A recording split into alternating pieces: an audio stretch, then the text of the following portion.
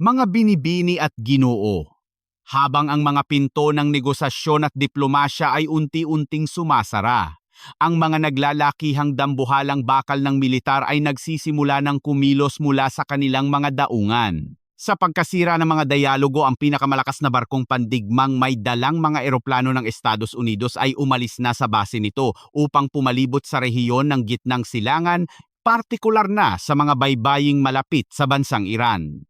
Kasabay nito, maraming mga magkakaalyadong grupo ng hukbong pandagat at mga kawan ng eroplanong pandigma ang pumoposisyon upang lumikha ng isang nakakakilabot na pormasyon ng pag-atake. Ipinapakita ng mga hakbang na ito na ang oras ng pagpapakawala ng unang putok ay hindi na isang malayong haka-haka kundi isang napipintong katotohanan. Ang mga nagbabagang krisis mula sa gitnang silangan patungo sa Timog Asya hanggang sa silangang Europa at maging sa rehiyon ng Caribe ay tila sabay-sabay na sumasabog at nagbabanta sa pangkalahatang kaayusan ng seguridad ng mundo. Ngayon, ating susuriin ang malalalim na epekto ng mga kaganapang ito. Ang pag-init ng sitwasyon sa gitnang silangan ay nagaganap sa bawat lumilipas na oras. Ang dambuhalang barkong pandigma na Gerald R. Ford, na kinikilala bilang pinakamalaking sasakyang pandagat sa buong daigdig, ay umalis na sa base nito at kasalukuyang pumoposisyon sa isang estratehikong lokasyon sa dagat Mediteraneo. Ang hakbang na ito ay nagaganap sa gitna ng patuloy na paglala ng tensyon sa pagitan ng Estados Unidos at Iran, kung saan ang lahat ng pagsisikap na idaan sa mapayapang usapan ng hidwaan ay hindi nagbunga ng anumang malinaw o positibong resulta. Hindi lamang iisang pangkat ng hukbong pandagat ang ipinadala roon. Mayroong ikalawang grupo ng mga barkong pandigma na pinangungunahan ng Abraham Lincoln ang kasalukuyan ding nagpapatrolya sa nasabing rehiyon. Ang sabay na pagpapadala ng Washington ng dalawang napakalaking barkong pandigmang may dalang eroplano sa gitnang silangan ay isang napakabihirang pangyayari at nagdadala ng isang napakalinaw na mensahe ng babala. Sa ibabaw ng mga naglalakihang barkong ito ay nakahimpil ang mga pinakamakabagong eroplanong pandigma tulad ng mga Super Hornet at Lightning na pangalawang henerasyon. Ang mga kagamitang militar na ito ay nakahanda ng lumipad at umatake sa anumang oras na ibaba ang utos mula sa matataas na opisyal. Ito ay isang uri ng puwersang naglalayong manindak at may kakayahang bumago sa balanse ng kapangyarihan sa rehiyon sa loob lamang ng ilang oras. Sa kabilang banda, ang bansang Israel ay nasa pinakamataas na antas ng paghahanda. Ayon sa mga pagsusuri ng mga dalubhasa sa geopolitika, kapag ipinagpatuloy ng Iran ang paghamon nito sa pandaigdigang kaayusan at patuloy na pinatatagal ang mga negosasyon tungkol sa programang nuklear nito, isang pinagsanib na opensiba ng militar mula sa Estados Unidos at Israel ang maaaring ilunsad anumang oras. Ang mensaheng ipinaparating ng Washington at Jerusalem sa kasalukuyan ay napakalinaw at hindi na kailangan pang ipaliwanag. Walang puwang para sa isang Iran na may kakayahang nuklear at hindi palalampasin ang anumang hakbang na maglalagay sa panganib sa seguridad ng buong rehiyon. Bagaman wala pang opisyal na pahayag kung kailan magaganap ang isang direktang pag-atake, ang mismong presensya ng dalawang dambuhalang barkong pandigma ng Amerika sa pintuan ng gitnang silangan ay ang pinakamalakas na babalang maaaring ibigay. Ipinapakita ng Estados Unidos at Israel na hindi lamang sila puro salita, sila ay ganap na nakahanda. Ang gitnang silangan ay muling nahaharap sa isang napakahalagang yugto ng kasaysayan at sa pagkakataong ito ang kontrol sa sitwasyon ay tila hawak ng Washington at Jerusalem. Para sa mga bansang nagmamasid, kabilang na ang mga bansa sa rehiyon ng Asya, ang mga kaganapang ito ay nagbibigay ng malinaw na aral tungkol sa kahalagahan ng pagpapanatili ng malakas na kakayahang dumepensa at ang mabilis na pagbabago ng ihip ng politika sa mundo. Samantala sa mismong bakuran ng rehiyong ito, nagpakawala ng isang malakas at nakakayanig na serye ng pag-atake ang Israel patungo sa teritoryo ng Lebanon.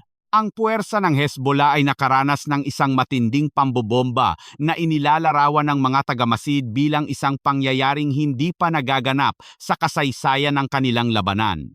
Mas lalo pang pinaigting ng Israel ang mga operasyong militar nito sa Lebanon at maging sa Gaza dahil sa malakas na paniniwala na ang grupong Hezbollah, kasabwat ang Iran, ay magsasagawa ng malawakang pag-atake kung sakaling tuluyang sumiklab ang isang mas malaking digmaan. Naglunsad ang hukbong sandatahan ng Israel ng sunod-sunod na pag-atake sa isang lambak sa silangang bahagi ng Lebanon. Ang layunin ng operasyong ito ay wasakin ang 8 pangunahing kampo ng militar na pagmamay-ari ng isang piling unit ng Hezbollah. Inakusahan ng Israel ang nasabing grupo na palihim na nag-iipon ng mga bagong armas at bala sa lugar na iyon. Isang hakbang na tahasang lumalabag sa mga naunang kasunduan sa tigil putukan at nagdudulot ng direktang panganib sa kaligtasan ng mga mamamayan ng Israel. Ayon sa mga opisyal ng kalusugan sa Lebanon, ang mga malawakang pag-ataking ito ay nagresulta sa pagkasawi ng isang kabataan at pagkasugat ng 29 na iba pang individual. Sa kabila nito, patuloy na pinatataas ng hukbong sandatahan ng Israel ang antas ng kanilang opensiba.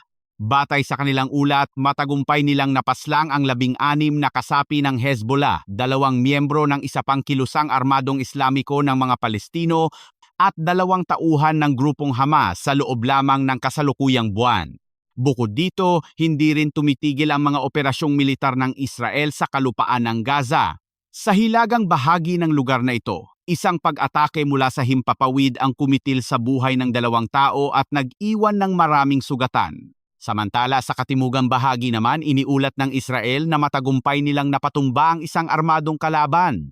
Ang mga kaganapang ito ay nagpapakita ng isang masalimuot at nakakabahalang siklo ng karahasan na patuloy na nagpapabigat sa sitwasyon ng seguridad sa rehiyon. Ang paglawak ng saklaw ng digmaan ay hindi lamang nagdudulot ng pagkawasak ng mga infrastruktura at pagkawala ng mga buhay, kundi pati na rin ng malalim na epekto sa pangkalahatang kaayusan ng kalakalan at diplomasya sa buong mundo. Ang pagpili ng Israel na magsagawa ng paunang pag-atake laban sa Hezbollah ay isang estratehikong hakbang upang pilayin ang kakayahan ng kalaban bago pa man ito makapaglunsad ng isang buong sukat na opensiba. Ito ay isang klasikong halimbawa ng doktrina ng pag-unang sumuntok sa larangan ng militar. Sa pamamagitan ng pag-target sa mga imbakan ng armas at mga kampo ng pagsasanay, sinisikap ng Israel na bawasan ang banta ng mga missile na maaaring umulan sa kanilang mga lungsod. Gayunpaman, ang ganitong agresibong taktika ay may kaakibat na malaking panganib ng pagganti na maaaring humila sa buong rehiyon sa isang walang hanggang digmaan. Para sa pandaigdigang komunidad, ang krisis na ito ay nagsisilbing isang mahalagang paalala sa rupok ng kapayapaan. Ang anumang maling hakbang o maling kalkulasyon mula sa alinmang panig ay maaaring magdulot ng isang pandaigdigang sakuna, lalo na sa larangan ng ekonomiya kung saan ang gitnang silangan ay may napakahalagang papel bilang pangunahing pinagkukunan ng langis. Ang pagkaantala ng supply ng enerhiya ay magkakaroon ng epekto sa presyo ng mga bilihin na tiyak na mararamdaman maging sa mga bansa sa Asya. Ang kakayahang mapanatili ang bukas na mga linya ng komunikasyon sa kabila ng tumitinding ingay ng mga baril at bomba ay ang tanging natitirang pag-asa upang maiwasan ang tuluyang pagbagsak ng rehiyon sa kompletong kaguluhan. Ang bawat paglipad ng mga eroplanong pandigma at bawat pag-usad ng mga barko ay maingat na binabantayan dahil sa huli, ang kahihinatnan ng sagupaang ito ay huhubog sa arkitektura ng pandaigdigang seguridad sa mga susunod na dekada. Ang paggamit ng tinatawag na diplomasya ng mga barkong pandigma ay isang lumang estratehiya na muling binubuhay sa makabagong panahon. Sa pamamagitan ng paglalagay ng napakalaking puwersang militar sa mismong hangganan ng mga nag-aaway na bansa, layunin ng Estados Unidos na magpadala ng mensahe ng pananakot na higit pa sa kayang iparating ng mga simpleng pahayag mula sa mga politiko. Ang isang barkong pandigma na nagtataglay ng sariling paliparan ay hindi lamang isang sasakyan, kundi isang lumulutang na piraso ng teritoryo na may kakayahang maglunsad ng isang buong digmaan.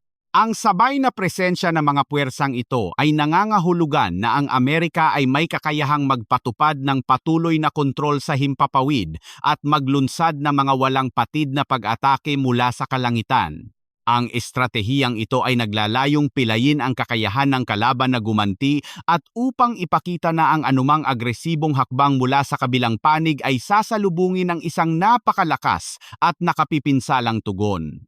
Ang ganitong uri ng pamamaraan na nakasentro sa matinding pagpapakita ng puwersa at kakayahan ay nagpapabago sa pangkalahatang takbo ng pangyayari sa rehiyon. Sa pagharap sa isang malakas na alyansa ng Estados Unidos at Israel, ang mga bansang tulad ng Iran at ang kanilang mga kaalyadong puwersa ay napipilitang suriin muli ang kanilang mga plano at taktika. Ang pagpapanatili ng tensyon sa pamamagitan ng mga maliliit na sagupaan ay nagiging mas mapanganib dahil sa posibilidad na ito ay maging mitya ng isang mas malaking digmaan na walang sinuman ang may gustong mangyari.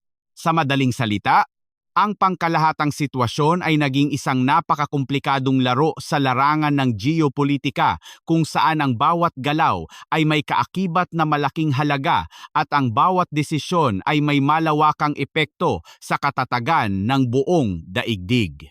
Dito rin natin makikita ang paghina ng bisa ng mga pandaigdigang institusyon at kasunduan na dating nagsilbing balangkas para mapanatili ang kapayapaan. Ang mga nakaraang kasunduan sa pagpigil sa pagbuo ng mga mapanirang sandata ay tila nawalan na ng ngipin at ang mga nag-uusap na panig ay mas pinipiling umasa sa lakas ng kanilang mga militar kaysa sa pangako ng mga diplomatikong kasunduan. Ang kawalan ng tiwala sa pagitan ng mga nag-uumpugang bansa ay nagtulak sa kanila na maghanda para sa pinakamasamang senaryo. Ang patuloy na pag-iipon ng mga sandata at pagpapaigting ng presensya ng mga sundalo ay lumilikha ng isang siklo ng takot at paghihinala na mahirap basagin. Sa huli, ang kaligtasan ng mga ordinaryong mamamayan ang nalalagay sa pinakamalaking panganib habang ang mga pinuno ng mga bansa ay patuloy na nagmamatigas sa kanilang mga posisyon. Habang pinapanood natin ang pag-ikot ng mga makinarya ng digmaan sa gitnang silangan, ang tanong na naiiwan ay kung ang mga susunod na hakbang sa Asya at Europa ay lalo pang magpapagulo sa nakababahalang takbo ng kasaysayang ito. Mula sa nagbabagang buhangin at mainit na karagatan ng gitnang silangan, ang apoy ng hidwaan ay mabilis na kumalat patungo sa magagaspang at bulubunduking rehiyon ng Timog Asya kung saan isang panibagong matinding krisis ang tahasang sumiklab. Formal nang idineklara ng bansang Pakistan ang isang bukas na digmaan laban sa kapangyarihan at pamahalaan ng Taliban sa karatig bansang Afghanistan. Ang mabigat at mapanganib na desisyong ito ay nag-ugat matapos ang walang humpay na palitan ng malalakas na atake mula sa magkabilang panig, kabilang ang mga mapanirang pambobomba mula sa himpapawid at pagpapaulan ng mga bala ng artilerya ayon sa mga matataas na opisyal ng depensa sa Islamabad. Ginawa nila ang lahat ng makakaya upang mapanatili ang kapayapaan at normal na ugnayan sa pamamagitan ng mga direktang dialogo at sa tulong ng mga kaalyadong bansa na buong pusong nagsilbing tagapamagitan. Subalit, mariing binigyang diin ng pamunuan ng Pakistan na ang kanilang pagtitimpi at pasensya ay umabot na sa sukdulan dahil sa patuloy, tahasan at walang patid na agresyon pati na rin ang mga pag-ataking nagmumula sa teritoryo ng Afghanistan na direktang naglalagay sa panganib sa buhay ng kanilang mga sundalo at mga ordinaryong mamamayan. Dahil sa mga pangyayaring ito, ang dating malamig na ugnayan ay mabilis na nauwi sa isang tahasang komprontasyon sa larangan ng militar. Ang mga matatalim na salita ng babala ay mabilis na sinundan ng marahas at malawakang aksyon. Naglunsad ang hukbong panghimpapawid ng Pakistan ng isang serye ng mga malalakas na pag-atake sa mga pangunahing sentro at lungsod ng Afghanistan. Nyanig ng hindi bababa sa 3 napakalalakas na pagsabog ang mismong kabisera nitong Kabul, habang kinumpirma rin ng mga opisyal na tagapagsalita ng Taliban na may mga ibinagsak na bomba sa mga estratehikong lalawigan sa timog at timog silangang bahagi ng kanilang bansa, partikular na sa mga rehiyon ng Kandahar at Paktiya. Bilang ganti sa ginawang ito, ipinahayag ng pamunuan sa Kabul na ang kanilang mga sandatahang puwersa ay mabilis na tumawid sa itinakdang hangganan upang magsagawa ng malawakang ganting salakay laban sa mga posisyon ng militar ng Pakistan. Buong tapang na inangkin ng puwersang Afghan na matagumpay nilang nakontrol ang mahigit sa 100 himpilan at kampo ng mga sundalong Pakistani, isang matapang na pahayag na mariin at mabilis namang pinabulaanan ng kabilang panig. Sa gitna ng madugong palitan ng putok at pagpapakita ng puwersa na ito, ang mga inosenteng sibilyan ang muling nagiging pangunahing biktima ng digmaan. Iniulat ng mga opisyal ng depensa ng Afghanistan na may 8 magigiting na sundalo silang nasawi sa mga direktang sagupaan sa kalupaan. Higit na nakalulungkot, isang kampo na nagsisilbing pansamantalang kanlungan para sa mga taong umuwi mula sa Pakistan na matatagpuan malapit sa pangunahing tawiran sa hangganan ang aksidenteng tinamaan ng isang ligaw na bomba.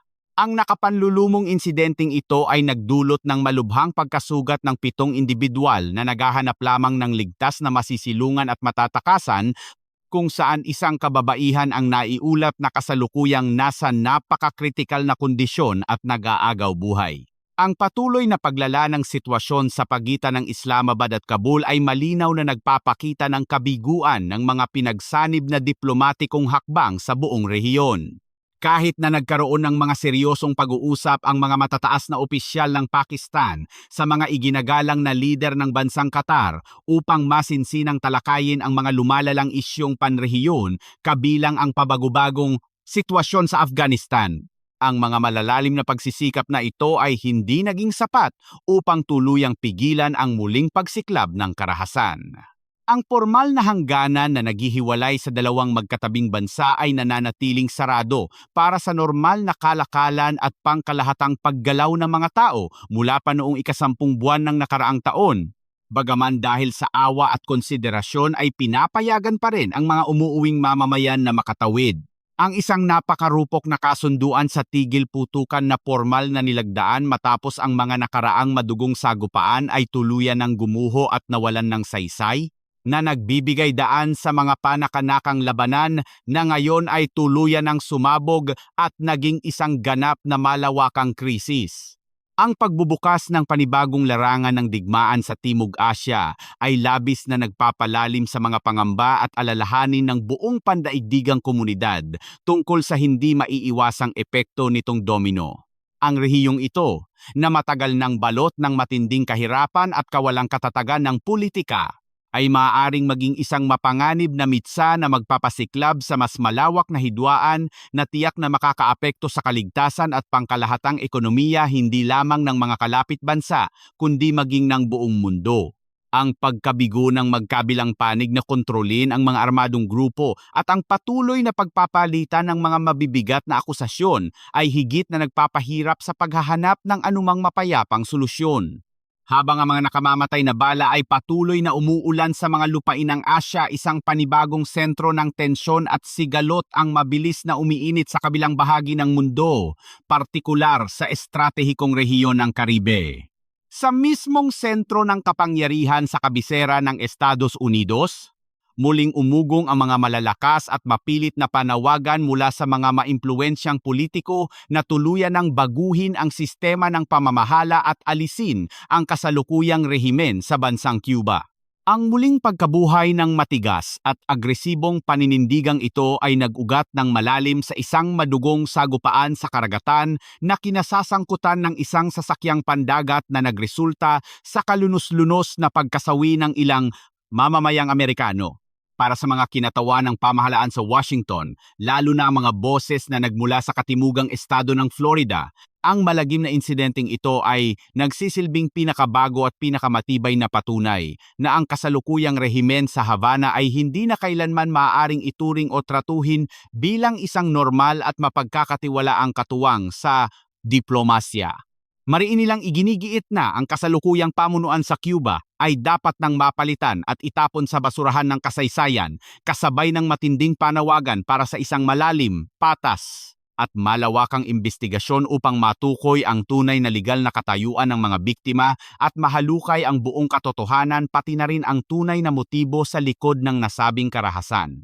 Ipinapakita ng mga pinagsanib na hakbang na ito na ang pananaw at pangkalahatang patakaran ng Amerika patungo sa Cuba ay maaaring pumasok sa isang mas agresibo, matigas at walang kompromisong yugto. Ang mga matataas na mambabatas sa Estados Unidos ay nagkakaisa sa kanilang iisang layunin na panagutin ang Havana sa harap ng buong pandaigdigang komunidad sa lalong madaling panahon. May mga kilalang opisyal na buong lakas na nagtutulak na higpitan at kontrolin ang pagpapadala ng tulong pinansyal mula sa mga komunidad ng mga taga-Cuba na naninirahan sa Amerika pabalik sa kanilang pinagmulang bansa upang pilayin ang daloy ng pera. Ang matigas na paninindigang ito ay tahasang sinusuportahan ng mga matataas na opisyal ng Senado na humihingi ng katumbas at kaukulang mabilis na aksyon mula sa federal na pamahalaan bilang ganti. Maliwanag ang matapang na mensaheng ipinaparating ng Washington. Hindi nila kailanman basta-basta tatanggapin ang anumang paliwanag, dahilan o ulat na manggagaling lamang sa iisang panig, partikular kung ito ay mula mismo sa pamahalaan ng Cuba. Ang Estados Unidos ay kikilos at gagawa ng sarili nitong malayang hakbang upang alamin ang buong katotohanan. Sa kabilang banda naman, buong tapang na ipinagtanggol ng pinakamataas na pinuno ng Cuba ang mga naging aksyon ng kanilang sariling puwersang panseguridad. Inilarawan niya ng detalyado ang buong pangyayari bilang isang planado, malisyoso at organisadong pagtatangka na sadyang labagin ang kapangyarihan at kalayaan ng kanilang soberanyang bansa. Iginigiit ng mga opisyal na pahayagan at pamahalaang media sa Havana na ang kanilang mga lehitimong autoridad ay nakakumpiska ng iba't ibang mapanganib na armas at kagamitang pangmilitar mula sa mga sangkot na individual at mariing binansagan ang buong insidente bilang isang operasyong may malinaw na motibong maghasik ng terorismo at kaguluhan.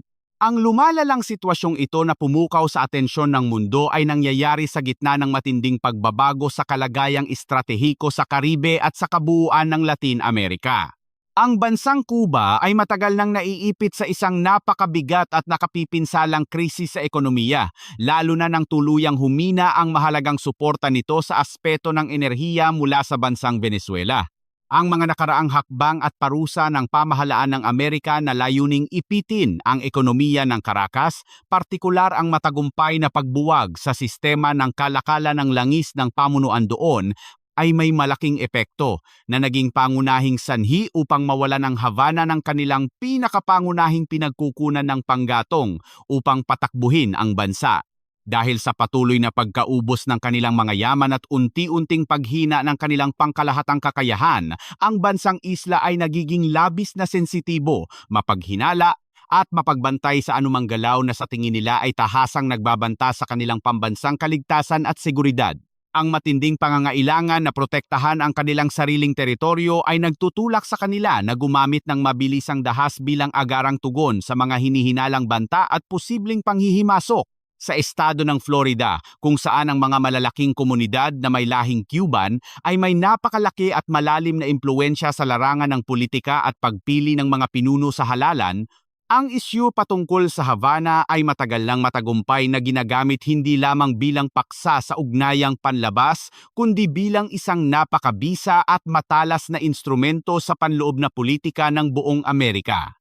Ang mga matataas na opisyal ng batas at iba pang mga lokal na pinuno ay formal nang nagsimula na magsagawa ng masusi at malalimang pagsusuri sa mga legal na talaan ng anumang kumpanya o individual na pinaghihinalaang may palihim na ugnayan o nakikipagkalakalan sa pamahalaan ng Cuba. Ang mga serye ng imbestigasyon na ito ay nagpapadala ng isang napakalinaw at nakakikilabot na senyales na ang labanan ay hindi na lamang nakatuon sa aspeto ng diplomasya, kundi mas lalo pang hihigpitan ang mga mabibigat na parusa at panggigipit sa larangan ng batas at ekonomiya. Ang sabay-sabay na pag-atake sa iba't ibang mahahalagang larangang ito ay may iisang malinaw na layunin. Ang tuluyang pilayin ang kakayahan ng kalaban na tumayo sa sarili nitong mga paa at pilitin itong sumunod sa kagustuhan ng mas malakas na kapangyarihan. Ang masalimuot na sitwasyon sa Caribe ay matinding nagbibigay diin sa nakabuhol na ugnayan ng politika, ekonomiya at pambansang seguridad. Ang tuluyang pagbagsak ng ekonomiya ng isang mahinang bansa ay maaaring magtulak dito na gumawa ng mga hindi inaasahan at desperadong hakbang para mabuhay, habang ang mga mas malalakas at kalapit na bansa naman ay sinasamantala at ginagamit ang pagkakataong ito upang agresibong isulong ang kanilang sariling mga pambansang interes at layuning politikal. Ang malalim na kawalan ng tiwala sa isa't isa at ang palagiang pagbabanta gamit ang militar at ekonomiya ay lumilikha ng isang napakapanganib na kapaligiran sa rehiyon kung saan ang isang napakaliit na pagkakamali ay maaaring magbunsod ng isang malawakan at hindi na makokontrol na krisis. Mula sa mga bulubundukin ng Asya hanggang sa dalampasigan ng Caribe, Ang daigdig ay nasasaksihan ang mabilis na pagguho ng lumang kaayusan at ang pag-usbong ng isang bagong panahon kung saan ang kapangyarihan at puwersa ang nagiging pangunahing wika ng mga bansa. Sa susunod na bahagi ng ating pagtalakay, ating susuriin ang isa sa pinakamalaking salik sa pandaigdigang tensyon, ang pag-uusap ng mga naglalakihang pinuno ng mundo at ang pagbabago ng pamamaraan ng pakikidigma sa puso ng silangang Europa na may kakayahang yumanig sa pundasyon ng buong kontinente. Gemini said. Mula sa magulong katubigan ng Karibe at mga bulubundukin ng Asya, ang ating pansin ay dadako ngayon sa pinakasentro ng silangang Europa. Sa gitna ng madugong digmaan, isang napakahalagang pag-uusap sa telepono ang naganap sa pagitan ni Donald Trump at ng pinuno ng bansang Ukraine na si Volodymyr Zelensky. Ang dialogong ito, na tumagal ng kalahating oras, ay nagdala ng positibo at magandang tono. Nagpaabot ng malalim na pasasalamat ang pinuno ng Ukraine para sa tulong ng Amerika at binigyang diin na tanging ang pamunuan sa Washington lamang ang may sapat na kapangyarihan upang pilitin ang Rusya na tapusin ang sagupaan. Inaasahan ng Ukraine na matatapos ang digmaan sa loob ng kasalukuyang taon, ngunit ipinahiwatig ni Trump ang pagnanais na wakasan ito sa loob lamang ng isang buwan. Inilatag din ni Trump ang posibilidad ng isang malawakang pagpupulong ng kapayapaan na dadaluhan ng Estados Unidos, Ukraine at Rusya kung magkakaroon ng makabuluhang pag-unlad sa mga susunod na negosasyon sa ikatlong buwan ng taon. Ipinapakita nito kung paano ang mga direktiba sa malalaking bulwagan ng politika ay may direktang kakayahang magdikta sa takbo ng kasaysayan. Subalit habang ang mga pintuan ng diplomasya ay maingat na sinusubukang buksan, patuloy namang nag-aalabang sitwasyon sa mismong larangan ng digmaan. Nagpakawala ang Ukraine ng isang napakalakas at malayo ang pag-atake na yumanig sa sentro ng industriya ng militar ng kalaban. Ginamit ng Ukraine ang kanilang sariling gawang misail na tinatawag na Flamingo. Matagumpay itong lumipad ng mahigit 1,400 kilometro papasok sa teritoryo ng Rusya upang wasakin ang isang pambansang pabrika na pangunahing gumagawa ng mga nakamamatay na misail na Iskander. Ito ay isang napakalaking tagumpay para sa industriya ng paggawa ng armas ng Ukraine na naglalayong bawasan ang kanilang pag-asa sa mga dayuhang tulong at magtayo ng sariling kakayahan sa pagtatanggol. Bagaman hindi tahasang inamin ng kabilang panig ang tuluyang pagkawasak ng kanilang pabrika, kinumpirma ng mga lokal na opisyal ang pag-atake sa isang pasilidad kung saan 3 individual ang nasugatan. Pinabulaanan ng mga makabagong larawan mula sa kalawakan ang mga pagtatanggi ng kalaban. Malinaw na makikita rito ang isang malaking butas sa bubong at mga bakas ng matinding sunog sa loob ng pagawaan. Nang gabi ring iyon, naglunsad ang sandatahang lakas ng Ukraine ng karagdagang malawakang pag-atake gamit ang mga eroplanong walang piloto at mga misail. Inangkin ng kagawaran ng depensa ng Rusya na napabagsak nila ang 77 eroplanong walang piloto subalit tahasa nilang iniiwasang banggitin ang bilang ng mga misail na nakalusot sa kanilang depensa. Iginiit naman ng pinuno ng Ukraine na lahat ng kanilang pinakawalang misail ay matagumpay na tumama sa mga itinakdang target at nagdulot ng matinding pinsala. Ang misail na Flamingo ay itinatampok ngayon bilang pinakamalakas na sandata at alas ng bansa na madalas inihahambing sa kakayahan ng tanyag na misail na Tomahawk ng Amerika. Ayon sa mga pagsusuri, ito ay higit na mas mura ngunit kayang umabot sa napakalayong distansya na tinatayang aabot ng 3,000 kilometro. Gayunpaman, ang pangunahing kahinaan nito ay ang mahabang oras ng paghahanda bago maiputok. Ang paghihintay ng 40 minuto bago ang paglunsad ay isang malaking balakid sa mabilis at pabago-bagong takbo ng digmaan. Ang pangarap ng bansa na pabilisin at palawakin ang paggawa ng mga misail na ito ay nahaharap din sa mabibigat na hamon. Noong ikalawang buwan ng taon, napilitang aminin ng pamunuan na isang malaking bahagi ng kanilang linya ng produksyon ang tuluyang nawasak dahil sa isang tumpak na pag-atake ng kalaban. Bagaman maagap na inilipat ang pasilidad sa isang mas ligtas at palihim na lokasyon, ang mabilis na pagpaparami ng mga sandata upang masabayan ang pangangailangan sa digmaan ay nananatiling isang napakalaking pagsubok. Para sa mga matatalas na sumusubaybay sa pandaigdigang politika, partikular para sa ating malayang republika, ang mga kaganapang ito ay nagbibigay ng malalim na aral tungkol sa kahalagahan ng pagtindig sa sariling mga paa. Ipinapakita ng Ukraine na ang isang determinadong bansa sa kabila ng pagkawasak ay maaaring lumikha ng sariling sandata upang ipagtanggol ang soberanya nito nang hindi tuluyang nagiging palaasa sa iba. Ang bawat kilos at desisyon, mula sa mga tahimik na kasunduan sa politika hanggang sa walang awang paglipad ng mga misail sa kalagitnaan ng gabi, ay magkakaugnay na humuhubog sa marupok na pandaigdigang seguridad. Ang bawat sigalot sa anumang sulok ng mundo ay may malalim at nakapangingilabot na epekto sa daloy ng ating kasaysayan, kalakalan at buhay. Hanggang sa muli, ito ang inyong pagtingin sa tunay na kalagayan ng ating umiikot na daigdig.